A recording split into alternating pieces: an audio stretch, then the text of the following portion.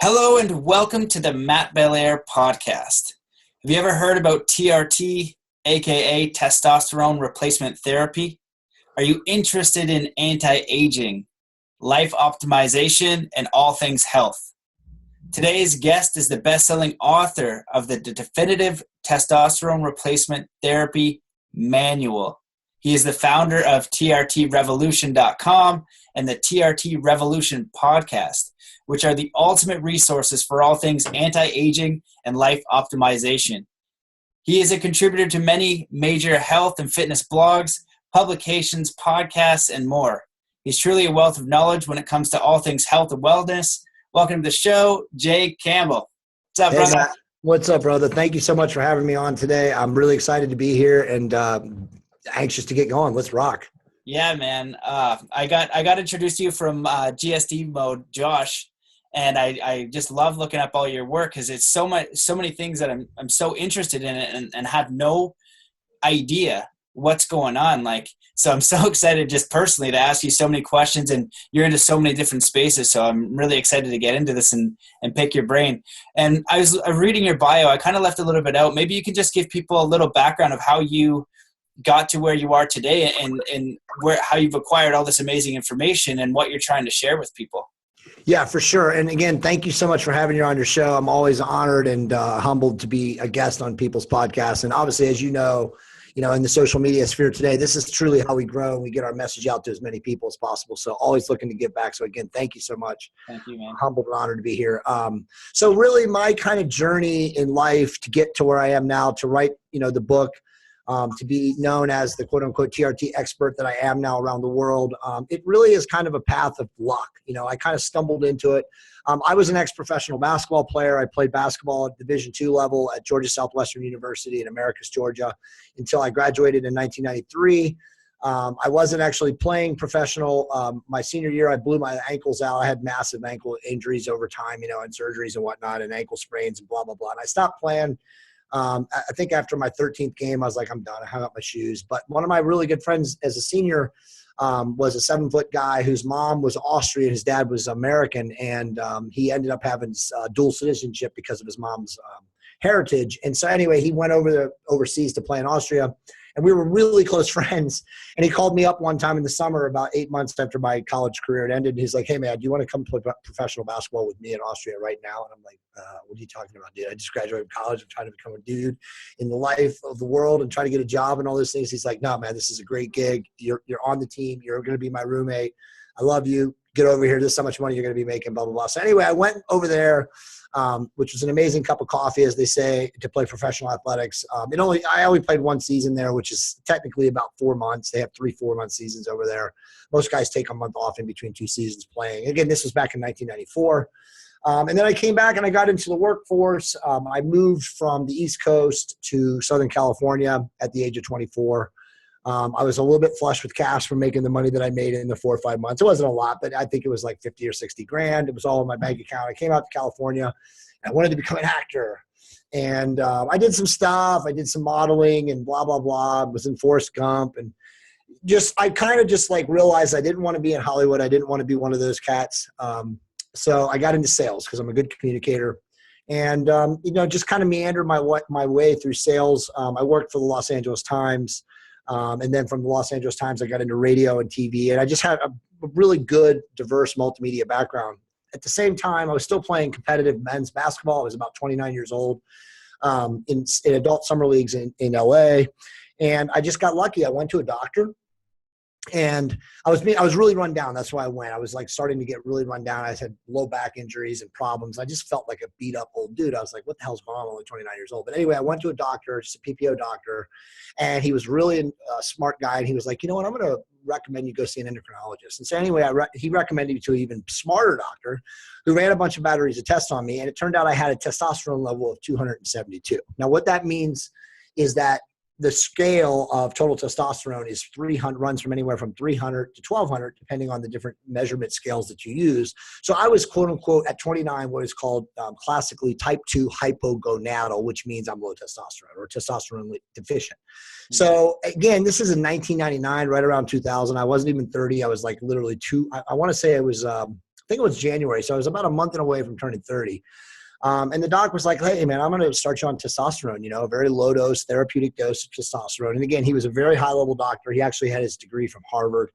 And he actually ran a big anti-aging institute in somewhere in Orange County. I can't remember. It was called the New Hope Health Institute. And anyway, he started me on testosterone. And within 1 month, man, I was like, wow. I mean, I was back to way I felt like when I was 21. I had my energy, my back stopped hurting. I was back to playing basketball. I was in the gym. I was stronger. So I felt a lot better. So, after that, I became just a total nerd. I was always a nerd. I was always reading a lot. That's kind of been my whole life. My background, I actually have a molecular bio minor when I was in college. And so I just started reading about hormone optimization and obviously learning about what I was doing to myself. And I was taking literally, I think at the time he started me on 175 milligrams of testosterone cypionate, which is a clinical dosage. But then I just really learned about it. And so over time, I would say over the next 8 to 10 years, stayed on testosterone, got my blood work done, did all the things that you needed to do to make sure that your health is in, perfect levels and whatnot. I just became a massive student of it. And I worked with different doctors. A lot of stuff went on in the world, from a media demonization standpoint. You had the Balco scandal in Major League Baseball. A lot of people started, seeing that there were a lot of Major League Baseball players using quote unquote anabolic steroids way beyond testosterone. And we'll talk about that in a minute. But I just became really, really notable, really knowledgeable. At that time, a lot of guys like me, were on underground message forums because the internet wasn't the internet as of now, but there were guys out there and just kind of became like very well known. I was kind of a ghostwriter for some websites, a couple of underground books that were written on the usage of testosterone and stuff like that. I had some involvement in them and stuff, but I never really was in the mainstream, with the knowledge that I had. So finally, a bunch of guys that knew me, I think I want to say I was about 40 years old now, and I'm 45 now, I'll be 46 in February. We're like, dude, you got to write a book. You know so much about this stuff.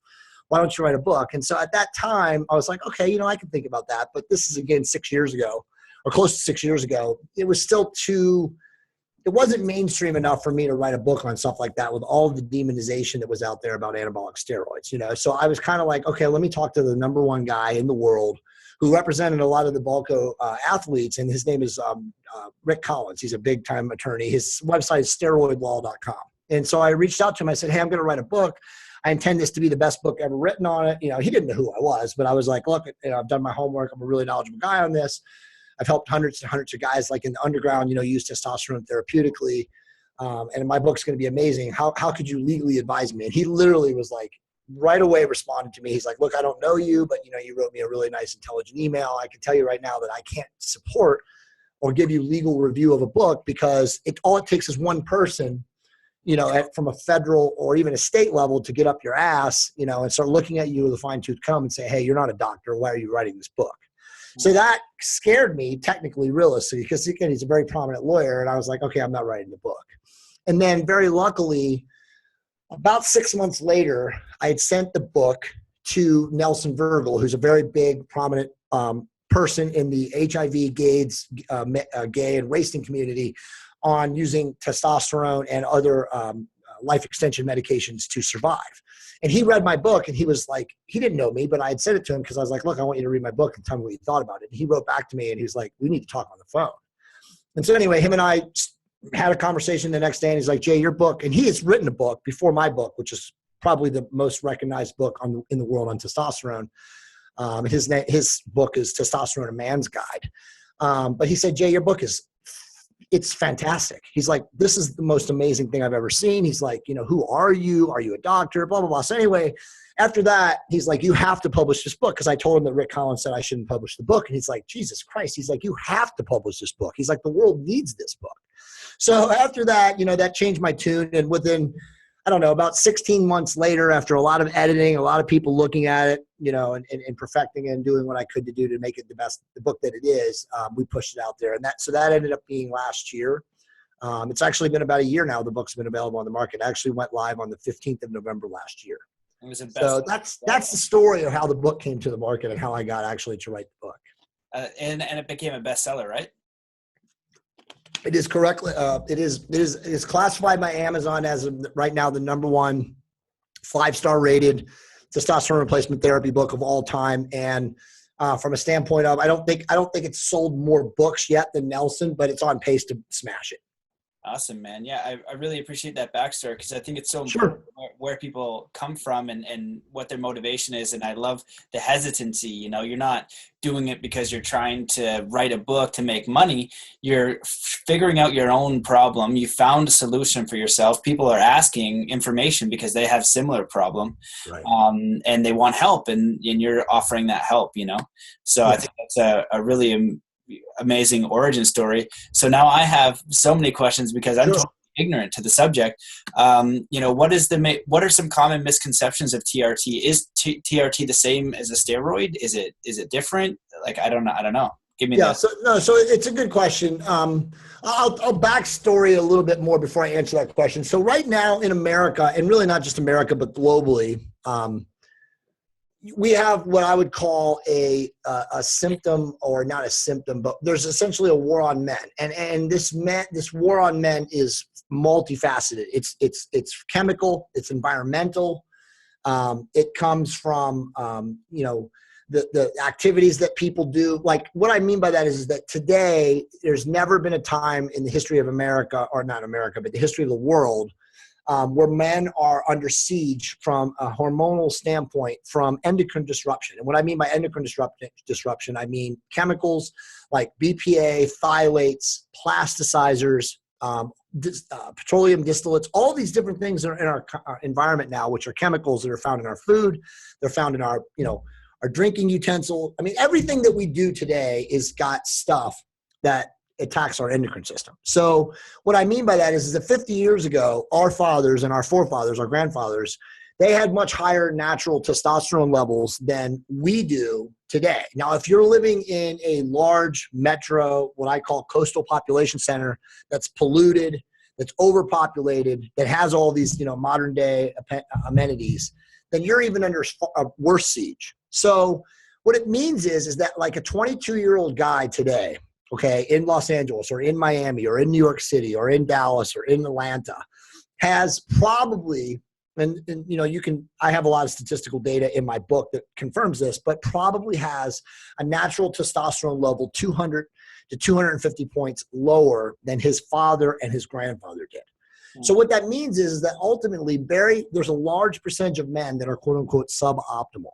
Okay. And to get back to your question, testosterone is a base molecule in the human body for both men and women. Testosterone is essentially the holy grail molecule or hormone in the body that determines sexual characteristics. So testosterone makes a man, and testosterone also can make a female a man. That's why transgender women use a testosterone level dosage to get them to become more masculinized and have more masculine characteristics. So it is classified molecularly as a steroid, but it is the base molecule steroid.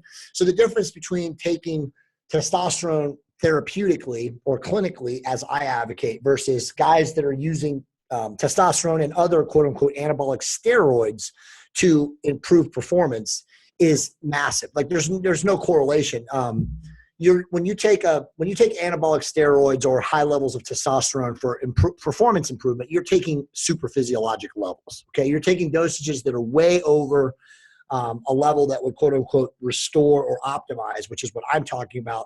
And you're also putting your body systemically at risk, because you're increasing a lot of health risk factors from the high super physiologic dosages of those drugs. So totally different thing from what I'm recommending in my book, which again is optimization, restoration, taking a guy who's suboptimal, again, due to hormonal factors, due to other things that may be going on in his or her life.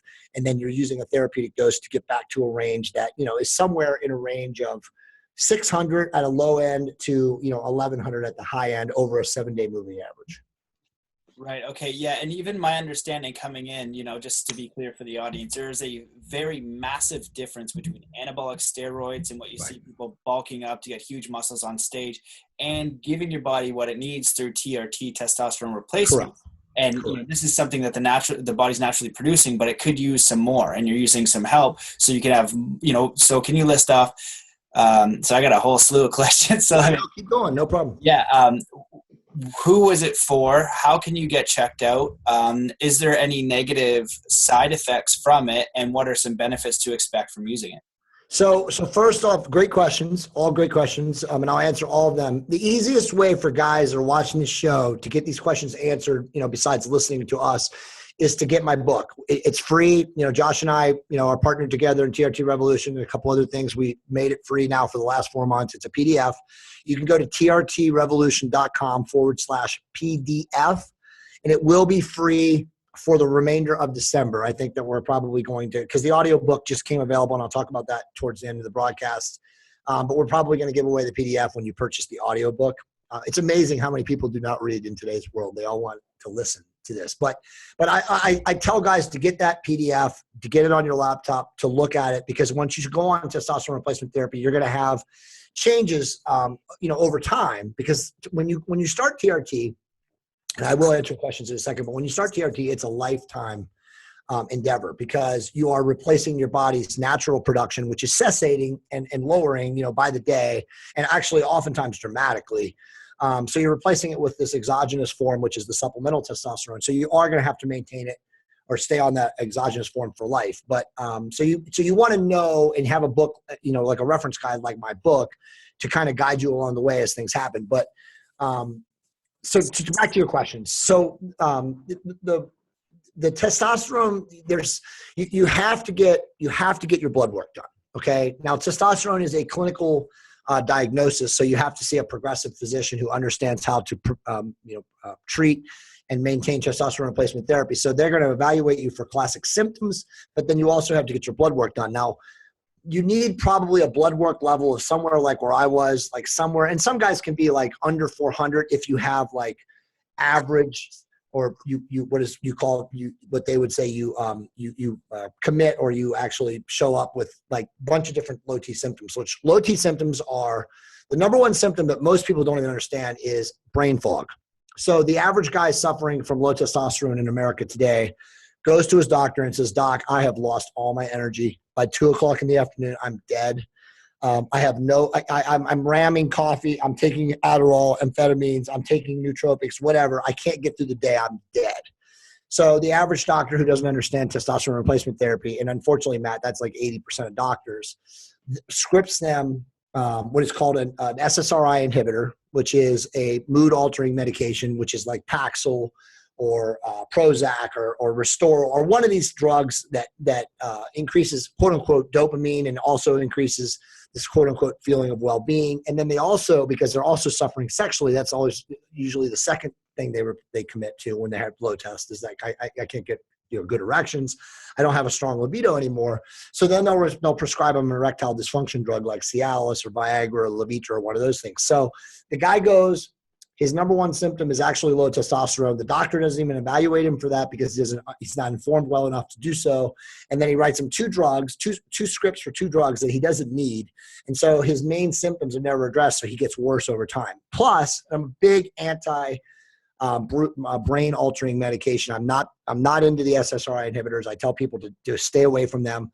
95% of the time, if you're treated for low testosterone, with testosterone, that those brain fog issues are gone immediately, and the depression and all the other mood altering things that happen from suffering from low testosterone are alleviated. So that's why you don't need those medications. But it's very unfortunate because most people who do go to doctors to get evaluated for this are never diagnosed with low testosterone. So the symptom itself is never treated, or the condition itself is never treated. So it's a really weird situation that we find ourselves in today. Younger guys, especially, in their 20s, dude, they're screwed, because when they go in and they have, again, class 2 hypogonadism symptoms, which is the same symptoms that we're talking about. They come in, they're depressed, they have low energy, they can't go to the gym and train, they have low sex drive, all of these different things. There's 9 or 10 different classic symptoms, and again, this is all in the TRT manual book. So if I'm skipping some things out, you can find it in the book, and obviously you can download it for free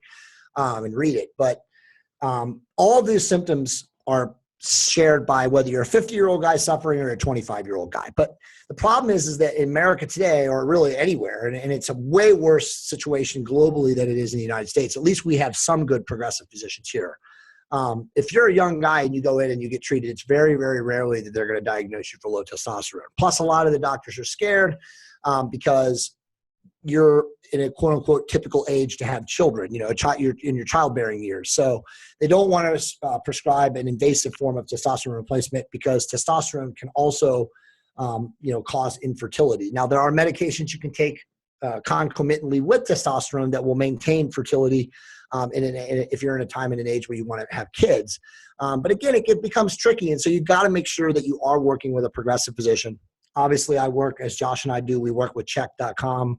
We worked with a number of different doctors in anti-aging facilities or groups in North America that offer the right type of doctors that can evaluate your symptoms and obviously can script you testosterone when and if there's a medical condition needed to do so. But it's difficult. You can't just go to a regular general doctor. Most guys can't just go to a regular general doctor and say, hey, doc, I'm feeling blue. I think I have low testosterone. What should I do? Because they're not capable or qualified to diagnose it, and they're going to go down that other treatment path, which I've already said, which is erectile dysfunction medication and an SSRI inhibitor, and it sucks. And a lot of guys, that happens literally 9 times out of 10. So you have a ton of guys in North America that aren't even being diagnosed for TRT. They're not on TRT, and that's what they need. And then they have these other medications that are screwing them up worse. So it becomes a really bad situation in North America. And thankfully, the book is out there. There's guys like Nelson. There's guys like myself, Josh, Jim Brown, people like us are really pushing this message out there so that more and more people are exposed to understanding how to get their blood work done. But it goes back to your first question, how do you get evaluated? You have to get your blood work done so you know what you're working with. Wow. Okay. So, well, and my understanding it too is a lot from the UFC fighters, a lot of the UFC fighters taking it. So, a lot of those athletes are very smart. They're very intelligent. Dan Henderson, he's not going to just do something. He's an Olympic athlete. So they're taking a look.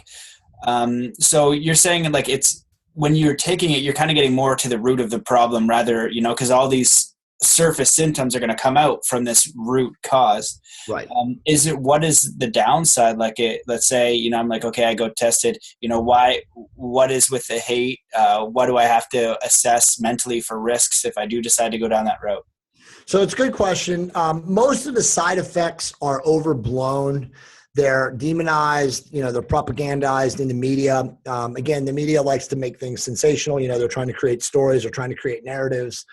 So they're always going to blow things out of proportion. There are very, very few side effects when you are working with a progressive physician, when you are using, the methodologies and the protocols that are found in my book, when you're working with people that know what the hell they're doing. Unfortunately, like I said, the great majority of doctors have no fucking clue.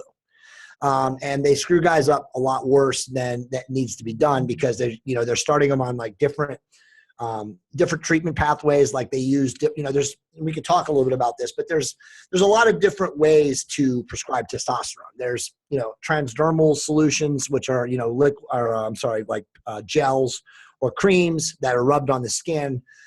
There's buccals, which are like lozenges, which, as guys put to dissolve to get into the lymphatic blood system through the mouth. There's scrotal patches and skin patches. I mean, there's multiple. I think at last check, there's even nasal stuff now too. There's like 14 different delivery systems. In my opinion, most of them are worthless. The only thing that truly stabilizes blood values and works effectively in the majority of men right away is through injections. You do have guys that are needle phobic. They think about, oh my God, I got to get a needle stuck in me. I don't want to do that. They're scared shitless. But the reality is when this is done right, you're using a super, super fine needle, a hypodermic needle, anywhere from a 28 to 31 gauge, which is the size of an insulin needle. If you've ever seen anybody that was diabetic and took insulin injections, the needles, you could stab your eyeball with it and you wouldn't feel it. That's how microfine they are. So once guys are educated to the process of being injected, it's nothing, and again, we have videos on TRT Revolution, there's tons of stuff in the book, gives you access to things where you can watch people on how to do this and stuff like that. But it's a very, very simple process. But the side effects are, initially when you first start treatment, the goal of testosterone replacement therapy is twofold. And that is to attain balance between testosterone and estrogen, because estrogen is the environment that we're in now today. Like I said, this quote unquote war on men society. Men have high estrogen body fat. They're highly estrogenized. They're overly emotional. They have estrogenized body fat deposition. They look kind of lumpy. They kind of built like, if you look at them from behind, a lot of dudes in their early 20s, mid 20s and early 30s are like, they look like women. They have like regional estrogenic body fat deposition. So you can't tell the difference. That's when your estrogen is, you would consider that like your estrogen dominant. Your estrogen is way too high comparatively to where your testosterone is. And we find that in society today, it's very, very commonplace. So when you first start treatment, the goal is to balance test and estrogen. Now, everybody has a sweet spot. We're all different and biochemically unique. So each one of us is going to have a separate response to estrogen in our bodies once we have, quote unquote, exogenous, which is external testosterone, given to us, hopefully injected if you're using the right type of doctor and the right type of therapy. And so that initially takes a little bit of time. Some guys, it can take 60 days. But the side effects, Matt, aren't serious. Like if you're unbalanced between testosterone and estrogen at the beginning of therapy and you don't have the best doctor, and honestly, as I've told you, that's normally what happens, you might start feeling a little bit of more emotional. You might have a little bit of water retention, like in your abs area or even in your face. You kind of have that, carb face look.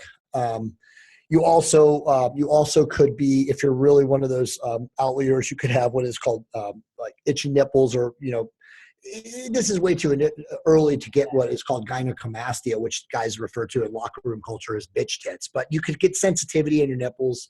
But that's it. I mean, the other stuff that people talk about that's routinely talked about in popular culture, like hair loss, anger, roid rage, all that stuff, it's really an overblown exaggerated response. You don't really see that. If you're an asshole in society or in life at large and you're, hot-headed and reactionary and just you blow your top all the time, can taking testosterone can exacerbate that condition? Yes, it absolutely can. But it doesn't, there's no such thing in my, observation. And I've obviously been working with a number of, men and myself, for close to 17 years. While on testosterone, I've never seen anybody, quote unquote, have roid rage. But again, if you're an asshole and you're taking super physiologic dosages of anabolic steroids, then, that's different. But again, for what I'm talking about, using therapeutic levels of a clinical dosage of testosterone, you don't see that. So I don't really think some guys can get mild acne. Hair loss is genetic. So if you're prone to having hair loss because it's in your genes, it comes from the mom's side of the family. It's called androgenic alopecia, which is called male pattern baldness. Taking testosterone can exacerbate the follicular shedding in the scalp, so it can increase or further or speed the rate of hair loss. But it doesn't. Testosterone by itself doesn't cause hair loss. It only will speed up the process that you genetically are prone to already have, innately. So that's it, man. I mean, I don't really know of any other side effects. Again, you got to get your blood work done when you're taking testosterone. And again, a good doctor is going to have that all done for you. It's part of the process. The other two things I would mention is hematocrit and hemoglobin levels have to be monitored, because you can get what is called sludging, which is when your blood gets too thick. And again, this is only happening in a slight percentage of guys that are on testosterone, but doing cardio regularly, taking care of your health, eating a clean diet, and then also giving blood if you are one of those outliers where you do have a high hemoglobin or hematocrit level. That takes care of that. But that's it, man. I mean, as far as like side effects that are reported or purported in the media, it's mostly overblown and exaggerated. Right. Well, thank you for that very in-depth and honest answer. The way that I kind of see this is, you're talking about the TRT revolution because it's something that's not an option, Right. and it's something that you, through your research, have seen that is like, what? Holy shit, look at this. This is actually a fantastic option that we're cutting out a lot of the bullshit, like you say, erectile dysfunction, fog, all these kind of things, because there's a root issue. And Yes. so if you can, be a physician, be a doctor, and then a human, and look, be like, hey, wow, you're really, really low on TRT. This is what you need. And now you can have all the information available to you to make a decision about your body and what you want to do, because they're all options. You could do nothing. You could treat the symptoms. You could try TRT, but at least you're having all of the information available to you. And, you're really treating the root of it, because, there's nothing that's going to go on top if you don't that's going to fix that root issue of having low testosterone. So let me address that, because you're very astute, my friend. I'll give you mad props. So my argument is, because a lot of guys come at me with the opposite of what you say, and they say, well, look, if I start taking testosterone, then I'm going to replace my body's natural production, and I have to be on TRT for life. And I say to them, okay, well, let's look at this realistically. And you just hit the nail on the head, which is exactly the angle. If we know by nature and by our environment, and our environment, as you know, Matt, is not getting any better.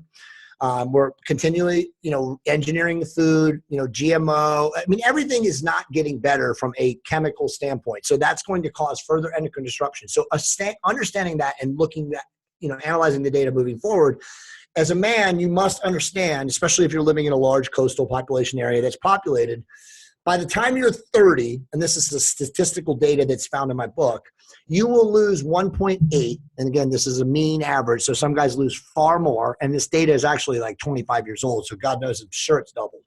You'll lose 1.8% testosterone a year on average. So doing the math, by the time you're that's at 30, by the time you're 40, you've already down to at least close to half of what you were like at 30. Now, knowing that your system is being under siege and is being attacked from all angles, from drinking out of water bottles, from eating out of Tupperware, from eating fast food, whatever, modern day lifestyle conveniences, you hit the nail right on the head. Why would you not, and this is my argument, why would you not look at optimizing your testosterone levels through pharmaceutical approach? Because you know that at some point you're not going to have any. So when all these guys say to me, oh, well, I don't want to have to go on testosterone for life at 45, I laugh at them. I'm like, bro, you don't even probably even have any testosterone right now. So this idea or mindset that you are going to have to go on testosterone for life, no, you either go on testosterone and you optimize your levels and feel better and get all the great, wonderful benefits of TRT, or don't, and just grow old and decrepit and deal with the horrible symptoms of low testosterone, because it's one or the other. Right. Yeah. And so I guess I was going to follow up with that question. What are some of the benefits? So right now for me, I'm at 32 and, I've kind of spent a lifetime, for people who listen to my podcast and know me personally, I'm all about natural, in no way am I ever go get, always treat it with myself, or, use my mind to heal myself. Yes. I've been ill maybe 2 times in the last 12 years through meditation and doing different things where things happen. Sure. But I'm also practical and understanding that there is just things that happen through aging. And, if it's, if we can look at these things and, okay, there's nothing, really bad. If I can get to the point where I'm like, holy shit, I'm really losing all my energy. What options do I have? Because I want to be youthful. I want to feel that. And right now I feel great. I have tons and tons of energy. Mm-hmm. But a lot of people don't have that. And I don't think that even with all the other things that you're into, because, we'll talk about that after this too, about just general fitness and health. And it's not just a blanket, like, don't use TRT and then eat McDonald's three meals a day. Like, that's not what we're saying. We're saying, like, this is now the process. You're getting older, got to take better care of your body. If you look at Steve Nash, won 2-time basketball player of the year, and he's white and he's Canadian, which is like, it's so amazing. It's like a double whammy. It's like, way to go, man. He's a witch, man. He's a witch. Crazy. But he, when he got older, he talked about just how important food was, you know what I mean? And all that kind of stuff. And the amount of, UFC fighters like Dan Henderson, who I respect, and people that I know, these guys aren't doing something that are not thinking about it. You know what I mean?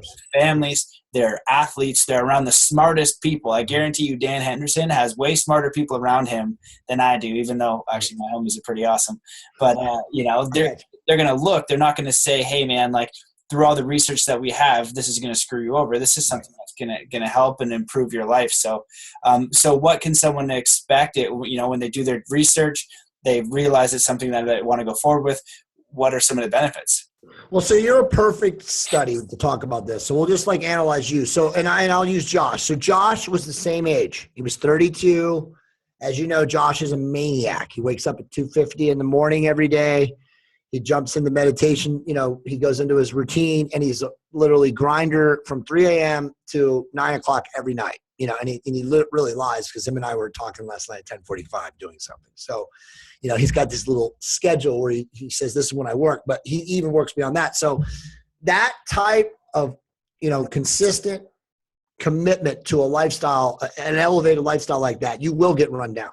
Okay. You will suffer in your life from various angles. If your nutrition, your physical training, those things are not dialed in when you're living a life like that, things will unravel quickly. Right. So Josh is pretty dialed in. You're pretty dialed in, clearly.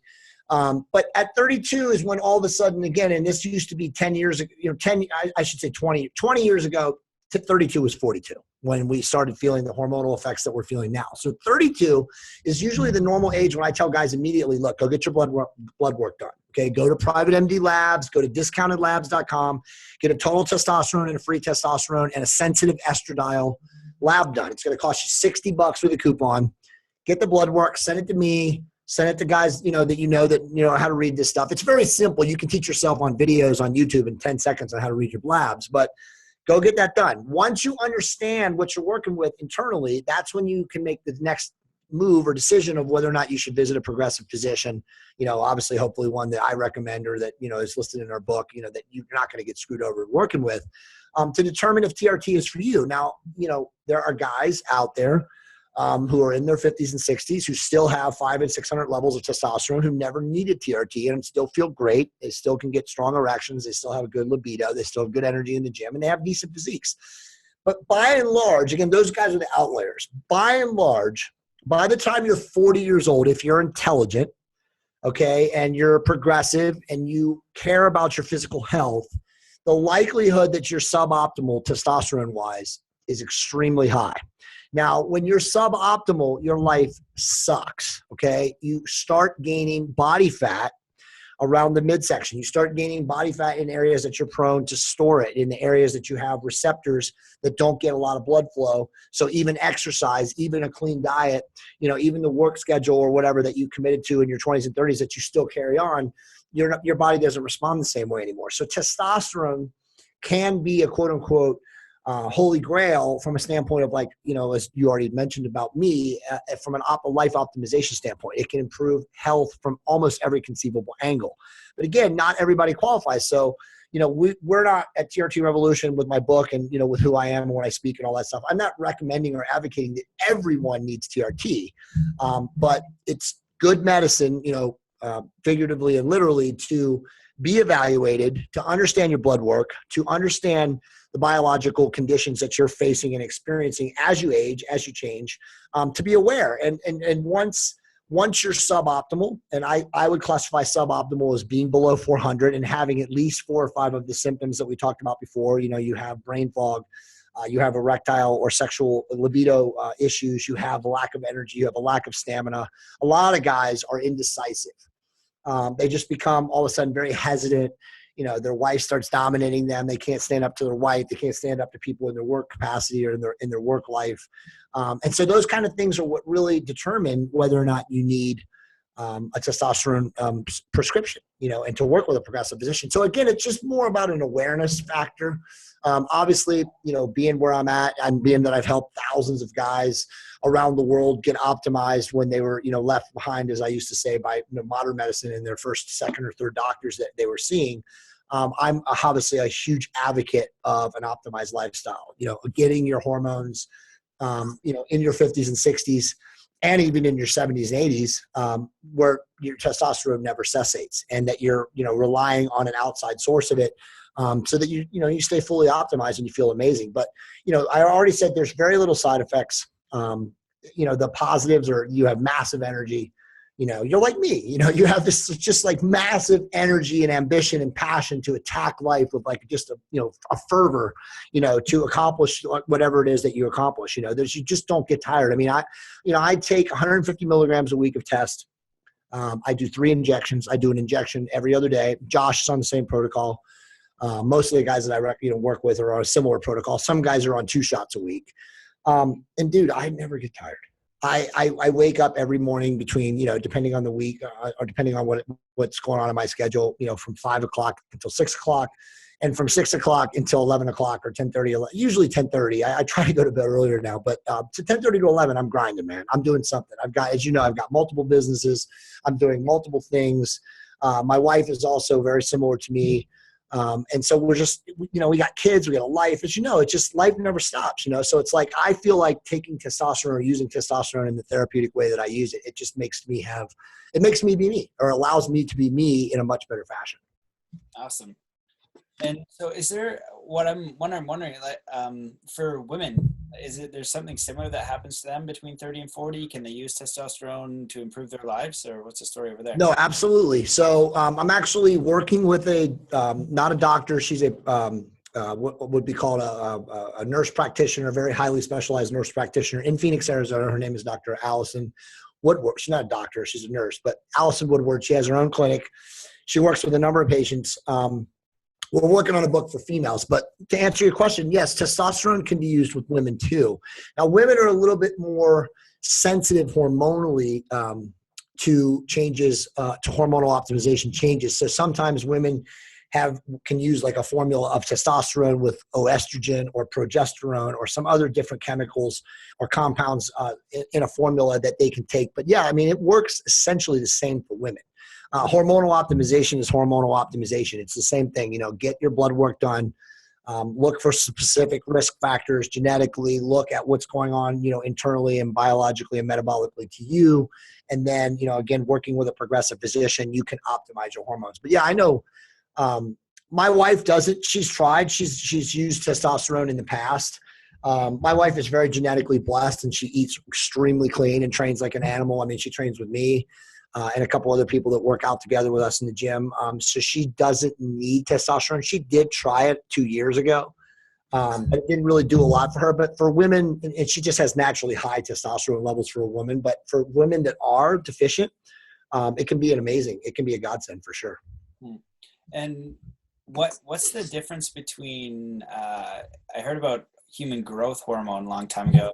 And when I came across my radar, I kind of did some looking into it, and I couldn't find anything really negative about it. I'm sure it exists.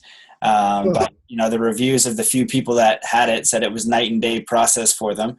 And I know that I think there's a lot of, negativity around that as well.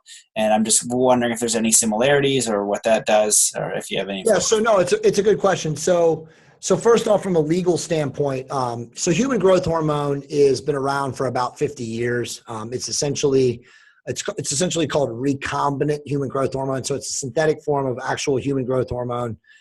It's manufactured in a lab, and there's a number of different pharmaceutical companies around the world that manufacture it. Growth hormone can be a positive medication in numerous ways. For someone that has wasting disease, HIV, burned, severely in a horrible traumatic incident or whatever, growth hormone can be a panacea, wonder drug to restore life and to create improvements at a cellular level. But from an anti-aging standpoint, and again, growth hormone is prescribed by a lot of doctors illegally. Because the truth is about this today, and very few doctors are even aware of this, or so it's very nebulous, but you cannot prescribe growth hormone clinically today unless they have those conditions that I talked about. You have to have like a wasting condition. You have to have a brain trauma injury, a concussion syndrome injury. There's like 3 or 4 or 5 different formal codified classifications from a medical standpoint to get growth hormone prescribed to you legally. But again, a ton of age management and anti-aging doctors prescribe growth hormone to their patients illegally because they're just not aware of the law. At a very slight low dosage of 1.5 to 2 IUs a day, which most people use before they go to bed. And it's injected again from it's a water-based solution. So it's injected from a very fine, 30 to 31 gauge needle. It can give slight benefit. The benefits are, improved skin elasticity, improved sleep, deeper REM sleep, maybe a little bit of enhanced vitality. But I've read all of the research on growth hormone, and to truly see to see the benefits that people talk about or speak of with growth hormone, you got to use massive dosages. Like I'll use, for an example, look at Sylvester Stallone. Sylvester Stallone is 72 years old. He's still ripped, muscular. He doesn't look young anymore because his face, I think he's had too many goddamn facial reconstruction surgeries, likely. But he uses a lot of growth hormone. He's been busted for it. He's very open and honest about his stance about using it. Obviously, he has somebody prescribing it to him, but the guy uses literally like 8 to 10 IUs of growth hormone a day. Now, here's the issue. At dosage, now there is actually a lot of medical evidence to this. I think they've done studies where at 6 IUs a day. At 6 IUs a day and higher, growth hormone is extremely lipolytic. And what lipolytic means is it's fat burning. It's actually enhances cellular metabolism. It enhances BMR, which is basic metabolic rate. It enhances a lot of processes that improve fat loss and speed metabolism. So the issue, though, at that dosage, and again, 6 IUs is not the dosage that somebody like Stallone and I'm sure various other celebrities who are older who keep their body looking the way they do from high dosages of growth hormone. And again, these high dosages are, remember, super physiologic. These are not clinical dosages. When you're at super physiologic dosages of growth hormone, you also improve or exacerbate, which is, again, you increase the likelihood of tumor formation. So if you're genetically predisposed to cancer at some point in your life, if you start taking a high dosage, a super physiologic dosage of growth hormone, well, guess what? You're going to speed the rate of delivery and speed the rate of development of tissues, metastatic tumor formation. So you're going to have cancer. So, the risk, in my opinion, does not outweigh the reward. The reward does not outweigh the risk of using growth hormone. Again, a lot of people swear that 1 to 2 IUs a day, does offer benefits, sometimes also in combination with testosterone or some form of hormonal optimization if you're a woman. But there's just no real data to prove that. And I would also say at the end of the day, growth hormone is extremely expensive. Okay, so if you know from what I just told you that if a doctor is writing you a script for growth hormone at 1 to 2 IUs, they're writing it illegally because you don't have a right to use it most likely. And if they are trick coding the system by giving you some sort of a coding procedure that says that you have a brain injury just so they can legally script it for you, at that dosage and that cost, it's not going to be, you're not going to see anything. You won't see anything that'll make you go, wow. And I say that, Matt, because you can also use peptides. And I don't want to go off on tangent here and talk about peptides, but peptides will also elevate IGF-1, which is called interstitial growth fluid, which is what growth hormone really is, or which it elevates in the human body to get the effects that growth hormone does. You can get those for a lot cheaper and also scripted from an age management doctor legally. So there's, the equation becomes like, what's more effective, from a dollar for dollar standpoint, a good dosage of a peptide, and there are numerous ones, versus a low dosage of growth hormone, which is extremely expensive and also illegal. So I'm not a big proponent of growth hormone. I have had my doctors script me them in the past. I've used them. I mean, in the process of writing a book and becoming an expert, you have to experience and try to experiment with a lot of these different things so you understand how they work. I mean, you're not a real expert if you don't. Mm-hmm. So I have used growth hormone. I'm not a big fan of it. Gotcha. Well, thank you for that excellent answer. I feel the same way about some psychedelics. We can talk about psychedelics, man. I'm a big DMT guy. One thing, let's go back though. If you're injured, okay, so let's say you're an extreme sport athlete, not that you know any of those guys, and you just fucking blow your shit up. I mean, you tear tendons, you got compound fractures, you got distal fractures, you got blow up.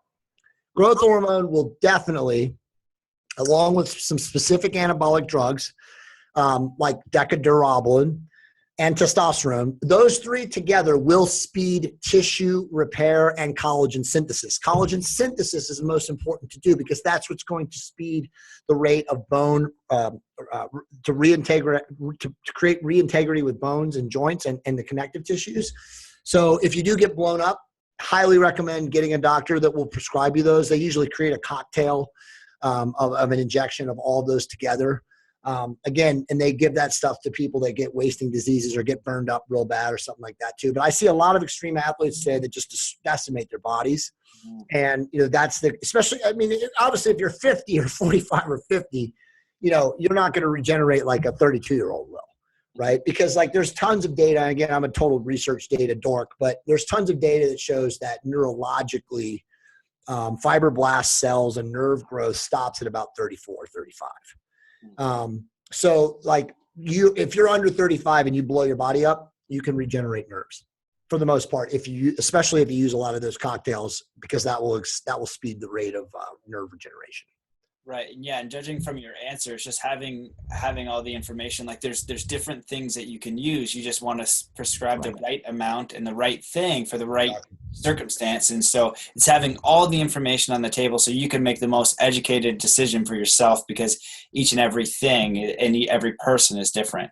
Totally. So if you see that this is an option to help you and you don't want to take it, that's totally fine. It's your body, and hey, maybe the person is really struggling and their marriage is going down the shit and they're having all these really crappy things, and you could really help them right now. They have an option. And I think that's great, just to be armed with the information and not just to go in, right? Not to just listen, do your own research. And that's what you're sharing.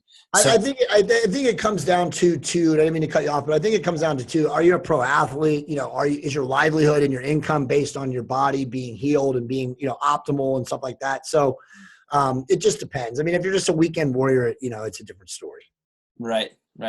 And well, what way I was going to go with this is a little bit of a, not left-hand turn, but slightly left. You're obviously in a space of total human optimization, people, athletes, business people, you're up to a million different things. Yep.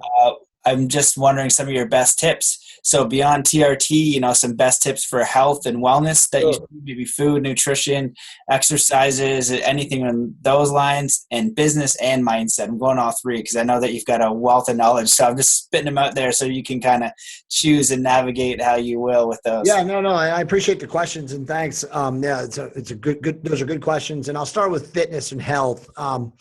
I think most guys today, including doctors, including fitness professionals, including quote unquote fit bros and women, they get it all wrong when it comes to recommending diet.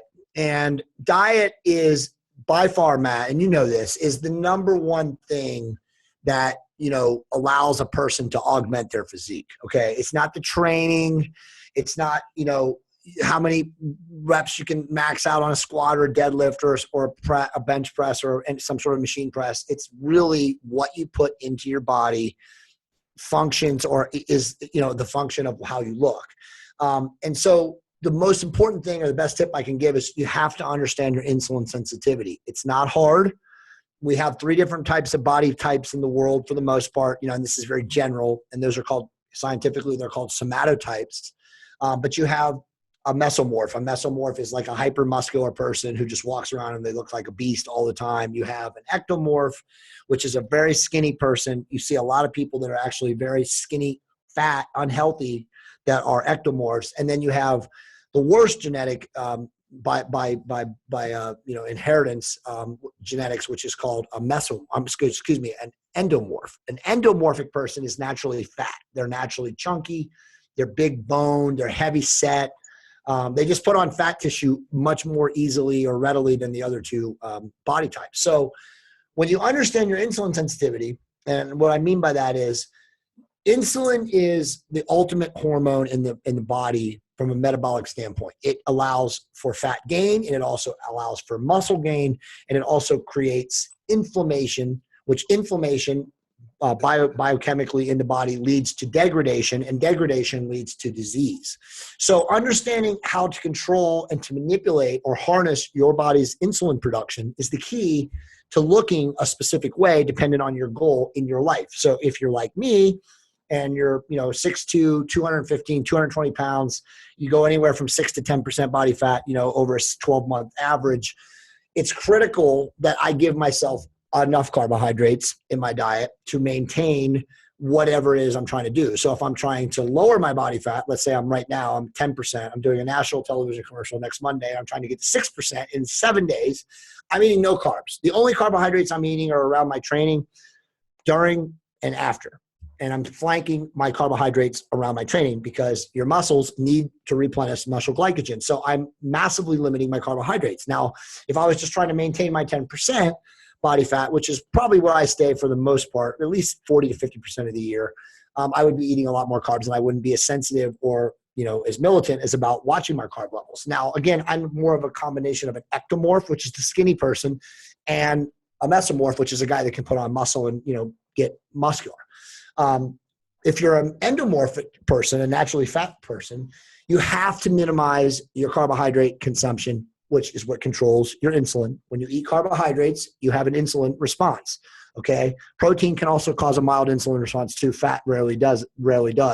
So carbohydrates and moderating them and controlling their consumption is what allows you to minimize and control your insulin. So if you're naturally fat, you have to be one of those people that minimizes carbohydrates for life. Okay. You cannot go and have 400 grams of carbs at a meal and not think that it's not going to cause serious metabolic harm to you. You're going to gain fat. You're going to feel like shit. You're going to get all sleepy. You're going to have like that, that pulse of insulin up and down, the yo-yoing and stuff, which just causes, extreme irritability and being tired and fatigued and all that stuff. So why I say you have to understand your insulin sensitivity is you, by your genetics, whether you're fat, skinny, or muscular naturally, have to moderate your carb consumption based on knowing those three things, and then relative to the goal that you have, understanding those three things, in unison. So if you're a naturally muscular person and you're trying to get leaner, you can eat more carbohydrates than a fat person. Does that make sense? Yes, a lot of it was definitely over my head. So well, it is. Figure this Go out, ahead. right? Go Just to make it easy. I want to figure it out. I want to figure out my insulin levels. How do I do that? And then like an easy way, and then even carbohydrates. Like a resource or something. Yeah, sure. So the resource would be go on YouTube and watch the Ask Jim and Jay show, which is the podcast that I do with Josh. Every Tuesday, and we've been doing it for about 3 months now. Volumes and volumes of information about insulin metabolism, about understanding your insulin sensitivity, about using different medications. I'm going to get to that in a second, that modulate or control insulin production. But you definitely, if you are focused and concerned about your health, okay, and I don't mean this from a aesthetic or narcissistic standpoint of like how you look, but obviously they do correlate and they are connected. You have to really start understanding nutrition from a standpoint of like when you eat food, what is a carbohydrate, what is a protein, and what is a fat. So I'm trying to be really, really basic here. Yeah. Those things, not knowing those things will definitely, regardless of your genetics, so regardless if you're naturally skinny or muscular or fat, not knowing those things will definitely commit you 100% without question to a life of not being healthy. Because not understanding those things as you age, as your metabolism slows down, regardless of your genetics, regardless of your natural insulin sensitivity, it will start to play havoc with you from a standpoint of you'll put on weight, from a standpoint that you won't sleep well, from a standpoint that you won't have maximized energy, which is what Josh talks about all the time. And it just over time, all that accrues and breaks down, leads to breakdown, and eventually, you're just in poor health. Now, remember, as I said a little bit before, insulin also leads to inflammation. Inflammation leads to degradation, again, cellularly inside the body, and degradation is what leads to disease.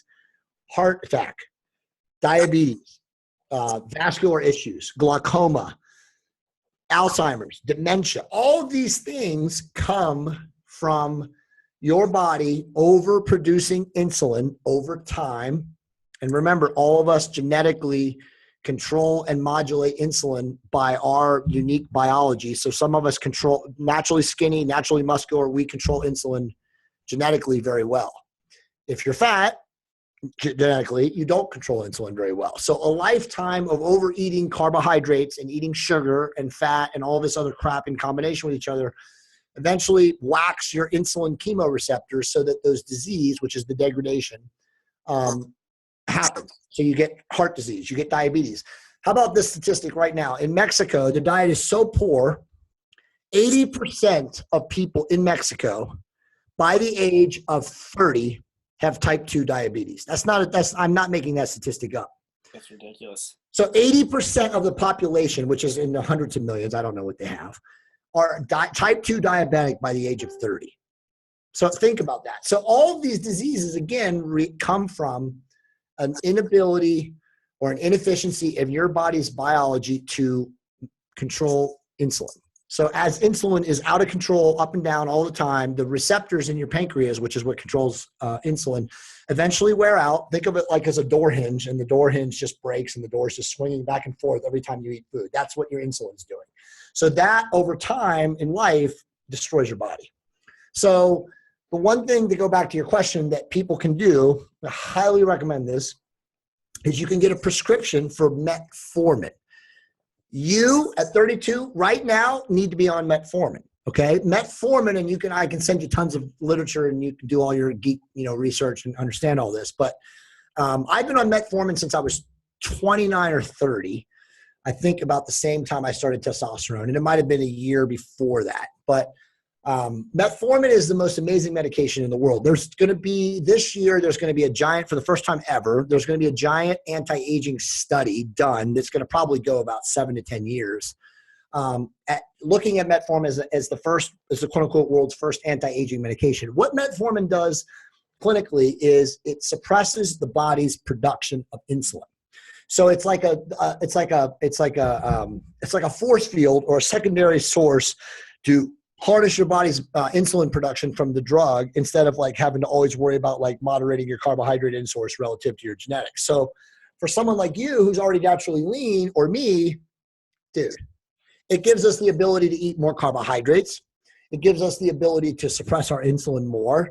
It slows down the production or the degradation in the system because it's regulating insulin. So it's going to delay disease factors. It delays aging. It improves skin tone. It massively improves fat loss when you regulate your carbs and you clean up your diet to a super high level. It does so many other things. It's neuroprotective. So it actually improves the neuroplasticity in the human brain. It's the most amazing medication ever. I recommend it to every single person I know, whether you use, testosterone replacement therapy or hormone optimization protocols or any of that. It doesn't really matter. This is just a medication it's like I said, it's an anti-aging medication. It's a wonder drug. Now, the reason that most people, and here we're going to go down, I'm going to put my tinfoil hat on for you right now and go down the conspiracy angle. The reason that doctors are not prescribing this out like aspirin, and they should be, is because the pharmaceutical companies don't make money when people are healthy. As Chris Rock said, the money is not in the cure, the money is in the medicine. So the reality is that they're not going to give drugs that help people from an aging standpoint, prevent disease, improve neuroplasticity in the brain, lower body fat, lower blood glucose levels, because that's not the way it works, bro. They want people sick and fat and dying and hooked on God knows how many other medications that cost a lot more money to manufacture. Because what I didn't tell you about metformin is it's free. Literally. You can go as a person with no medical benefits and go to Publix or go to Albertsons, to one of those pharmacies, and say, hey man, I don't have benefits. I'm on disability or blah, blah, blah. I don't have any money. I have diabetes. I need to get metformin, and they'll write you a script for it for free. So it's literally that amazing of a drug. So if you can't get a doctor, and this is the struggle that most people in North America have today, and really worldwide, I always just say kind of default to North America because most of my podcasts are here. Doctors are afraid to write it as a script unless you're a diabetic, because it's clinically an off-label indication to use it for anti-aging. Now, obviously, that's going to change within the next year, and obviously more and more people around the world will be using metformin, probably everybody, if it gets to a point where I think it will.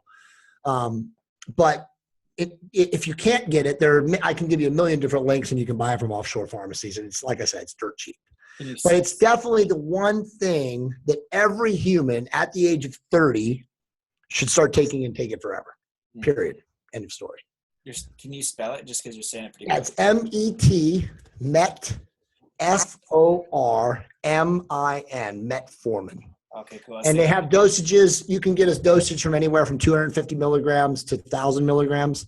Standard dosage protocol for a woman is 250 a.m., 250 p.m., moving up to 500 and 500. And a guy is double the dosage. A guy is 500 a.m., 500 p.m., and then moving up to a gram twice a day. I take anywhere from 2 to 3 grams a day.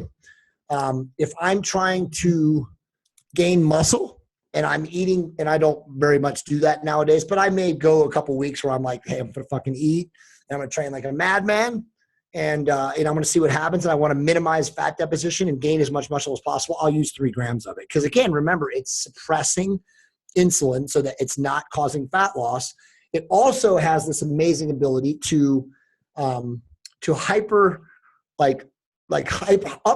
or hyperregulate your receptors in the muscle cell walls, so that it reglycogenates or refills the muscle cell walls with glycogen, preferentially and then shuts it down so that you don't overfill, so that you get fat when you're eating a lot of carbohydrates. So it does a lot of amazing things like it from a cellular level when you really look at it. But I'm a massive metformin user. And again, I advocate it for everyone in life, even people that aren't even fit.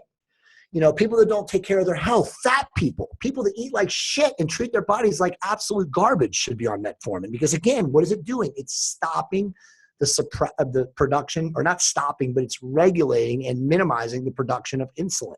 So that when you do eat like shit and you treat your body like garbage, at least is giving you that effect of, okay, I'm not going to let all this insulin, run through my system all the time and create that degradation, which leads to disease. Right. Wow. Well, I was going to go one way with it, but now I'm just curious, do you have any other kind of hacks like that, Well, so shameless plug. So we're coming out, Josh and I and Jim are, we have our own supplement company. It's called Optimized Life Nutrition. We're launching in like 3 weeks or less. I'm not bullshitting you when I tell you this. We have the #1 nootropic supplement in the world coming out. Now, obviously we've had like 40 or 50 people use it. And the people that have used it are very high level people, very in the know people, and they've all raved about it. It's amazing. Jim Brown, who's kind of my mentor, and me and Josh's business partner, is a genius when it comes to designing supplements. He has done everything. He's a former professional bodybuilder. If there's anything out there in the known universe and the non-known universe, he's used it. And this is just a product of like 10 years of experimentation of using different pharmacological agents, ergogens and whatnot that stimulate neuroplasticity and improve cognition and focus and energy management and all those things. And our supplement is amazing. It's called Energy Memory Focus. It's going to be available within the next 2 or 3 weeks. Definitely is going to be an expensive supplement because it costs a fortune for us to manufacture because all of the ingredients are triple trademarked. That's a whole other podcast you and I could do talking about the supplement industry. They're all complete fucking scammers. Almost every supplement found on the market today, if it's a proprietary blend, is a scam. You have no idea what you're paying for. The dosages and what the label ingredients say they are, because it's a proprietary blend and because the FDA doesn't regulate the supplement industry, there's no standard that's being applied to tell you what's actually in there. So anything they write on the label could be a lie. So unless you have what we've done, which is triple trademarked associations, clinical standardized dosages indicated on the label, and then also after that prove to the buying population that we will test the supplement for you at our cost so you believe what you're buying from us is legit. Unless you have those things, then any supplement that you buy, anything that you use, it's 50-50, it's even legit. Because there's no regulation in the industry. So our business model for Optimized Life Nutrition is purely based on authenticity and transparency. We are literally begging the marketplace to test our product. If you don't believe what we're telling you, you think it's hype, you don't think it's, it's a bunch of pomp and circumstance, then here's the place to send it to. You got to pay for shipping, but here's the lab, we'll pay for the testing, and they'll send it back to you to prove that what's in our bottle or what we claim is in our capsules is legit. So that product is a product that I would say that every entrepreneur, every biohacker, everybody out there that's like looking for an edge for focus and cognition improvement and obviously also energy management should use it. We designed it so that there's no caffeine in it. So almost everyone in the world is a caffeine junkie, or at least accomplished people. They use caffeine, they drink coffee, they drink tea, whatever. They get their caffeine fix. Like, I'm a freak. I got my Mio bottle. I squirt it in my water.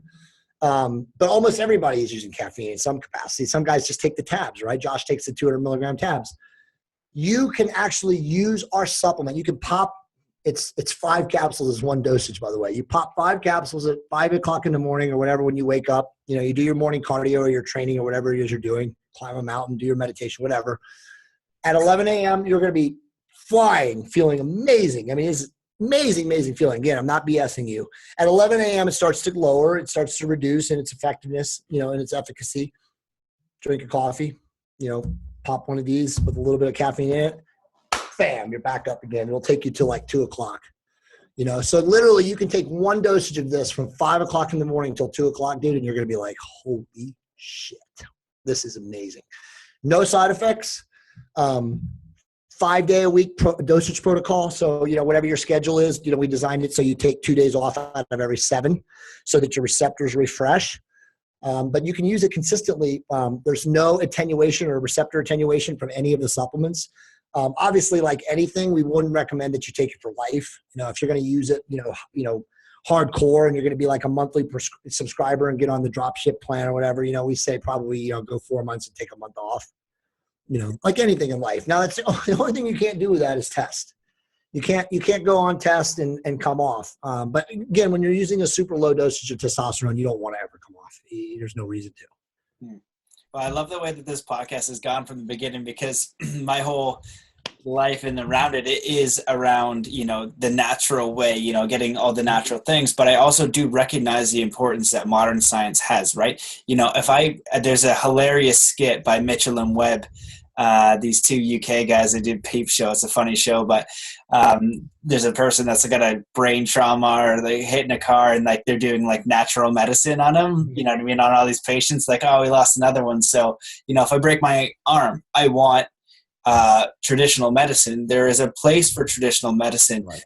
My thing that pisses me off is what you talked about earlier, is the pharmaceutical companies. It's a multi-billion, trillion-dollar, probably trillion-dollar total scam. Oh yeah, multi-trillion, trillions of dollars. You're totally right. I've had the tinsel hat on forever because I was observing what was going on, and then through observation and a little bit of research, something's funky.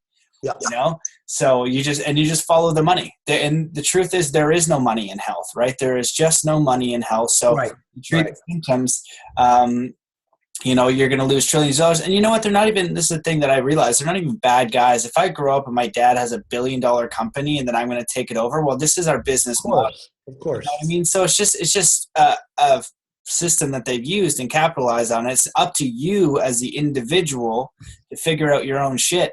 So number one, overarching is like, if you're not healthy, just take care of your body, start eating well, start looking at that research. That's going to be your biggest benefit. Yep. And you're going to have, and just in the same way, if you're treating the symptoms, you can get right to the root and use the same level of science, the same, helpful things that you would find that, modern medicine in the best way. So everything well said. Everything that's like I'm totally with you. I'm totally natural.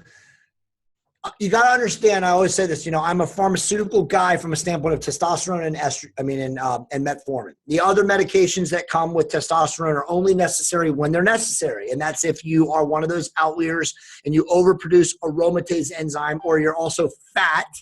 Because when you're fat, you will overproduce aromatase enzyme anyway, because estrogen is in fat cells. And remember, when you're trying to start testosterone, TRT, you're trying to balance estrogen and test, and we all have that sweet spot. So there will be a little bit of time when you're out, but the fatter you are, the more likely you'll have side effects. So the more likely you're going to need medications. But other than testosterone and metformin, I don't recommend anything that's not natural. And here's the funny thing too. So when you understand this, testosterone is not a drug. Testosterone is a hormone that the body naturally produces, right? So yes, it's a drug. Clinically, pharmaceutical industry is regulated. It's a controlled 3 substance, which is another fucking scam, which we could go on and on and on. There's no reason for it to be, because it doesn't cause, addiction from a mental standpoint. I mean, there's guys that have taken 3 or 4 grams of testosterone, bro, pro bodybuilders, and they stop and they're fine. It's not addictive. It's not like codeine or Percocet or any of this other crap that they're putting out there. And then metformin, when you look at the metformin, what actually metformin is from a product standpoint broken down, it's plants. It's a plant extract. So again, these are just, really everything. If you really went down to the hardcore nuts and bolts of it, the original formulations, almost everything does come from nature.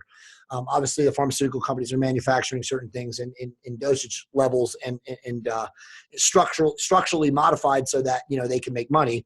But dude, if you saw my supplement cabinet, and of course you can, one of the things that we didn't talk about today, I also have a website that not very active there as much as I used to be, but it's called Fabulously Fit Over 40. And I wrote there prolifically.